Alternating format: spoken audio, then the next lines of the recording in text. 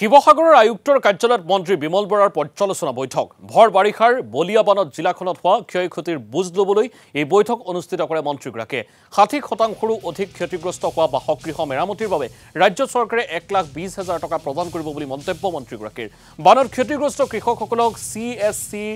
জৰিয়তে প্ৰধানমন্ত্ৰী ফচল বীমা আঁচনিৰ জৰিয়তে নিজৰ নাম পঞ্জীয়ন কৰাৰ আহ্বান মন্ত্ৰী বিমল বৰাৰ বানৰ ক্ষয়ক্ষতিৰ সঠিক জৰীপৰ বাবে জিলাখনত ৭২ জনীয়া চৰকাৰী বিষয়াৰ দল গঠন কৰা হৈছে বুলি উল্লেখ কৰিছে মন্ত্ৰী বিমল বৰাই আৰু উল্লেখযোগ্য যে শিৱসাগৰৰ ১১৭খন গাঁৱৰ ৮৮,৬০০ গৰাকী লোকৰ পৰিচয় শেহতীয়া বানৰ কবলত পৰিছে বুলি জানিব পৰা গৈছে।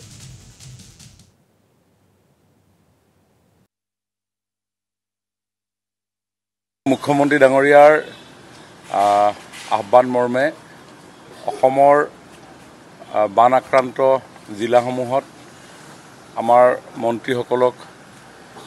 এই সময়ত ৰাইজৰ কাষত থিয় হৈ বানৰ ক্ষেত্ৰত ল'বলগীয়া সকলো কাম কাজ সুচাৰুৰূপে হৈছে নে নাই পৰ্যবেক্ষণ কৰিবৰ কাৰণে আমাক দায়িত্ব দিছিলে আৰু শিৱসাগৰ জিলাত যোৱা কালিৰে পৰা আমাৰ স্থানীয় শিৱসাগৰ জনপ্ৰতিনিধি সুশান্ত বৰগোহাঁই ডাঙৰীয়া জিলা আয়ুক্ত বিষয়া কৰ্মচাৰী ৰাইজ সকলোৰে লগত বিভিন্ন অঞ্চললৈ গৈ আমি পৰিভ্ৰমণ কৰোঁ আৰু আজি আপোনালোকক জনাব বিচাৰিছোঁ।